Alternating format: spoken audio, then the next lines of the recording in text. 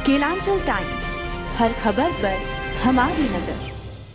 सुशील कुमार मोदी का निधन, बिहार की राजनीति के एक अध्याय का अंत। आइए नज़र डालते हैं उनके जीवन के खास अध्याय के कुछ पन्नों पर। बिहार की राजनीति में करीब 5 दशक से अलग अलग भूमिका निभाने वाले सुशील कुमार मोदी नहीं रहे।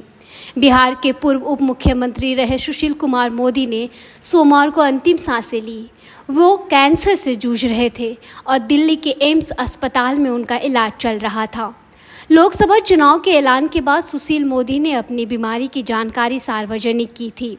उन्होंने एक्स पर लिखा था, मैं पिछले 6 महीने से कैंसर से जंग लड़ रहा हूं। अब मुझे लगता है कि लोगों को इस बारे में बता देना चाहिए। मैं लोकसभा चुनाव में ज़्यादा कुछ नहीं कर पाऊंगा।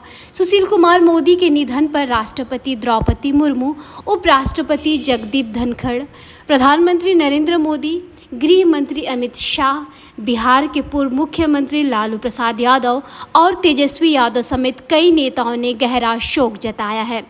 लालू यादव और सुशील कुमार मोदी छात्र राजनीति से करीब अब तक 50 साल से एक दूसरे की राजनीति देखते थे।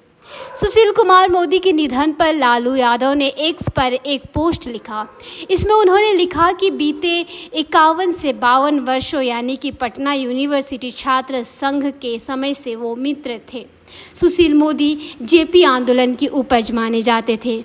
उनकी छात्र राजनीति की शुरुआत साल 1971 में हुई। उस वक्त वो पटना विश्वविद्यालय छात्र संघ के 5 संसदीय कैबिनेट के सदस्य निर्वाचित हुए। 1973 में वे महामंत्री चुने गए।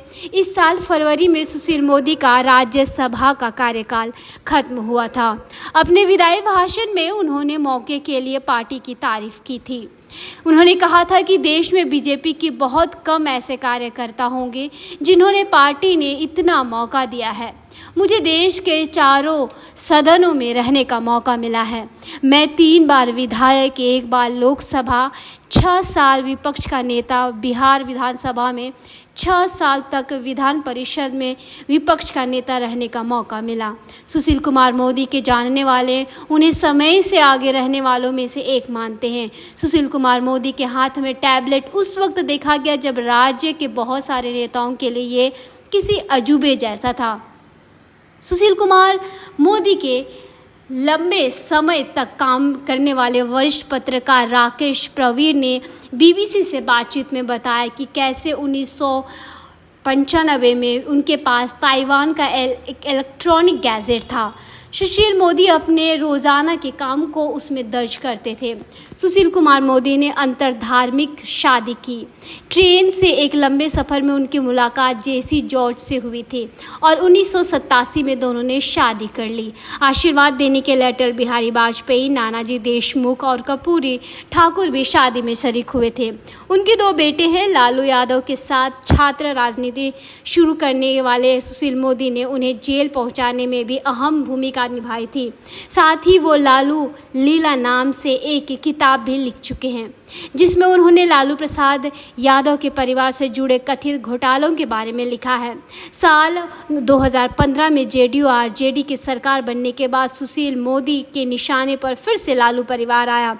उन्होंने 4 अप्रैल 2017 से लालू परिवार के बेनामी संपत्ति को लेकर लगातार 44 प्रेस कॉन्फ्रेंस की।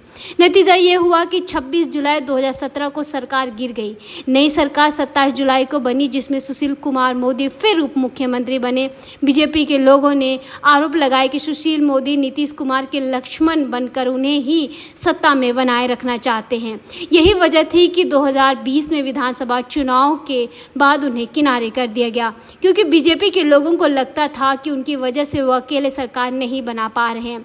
बिहार में शराबबंदी में भी सुशील मोदी की भूमिका का जिक्र कन्हैया भिलारी करते हैं। वे कहते हैं कि नीतीश कुमार पूर्ण शराबबंदी के पक्ष में नहीं थे, लेकिन सुशील मोदी ने ललकारते हुए नीतीश कुमार को पूर्ण शराबबंदी करने के लिए, जिसके कुछ खास नतीजे नहीं देखने को मिले थे।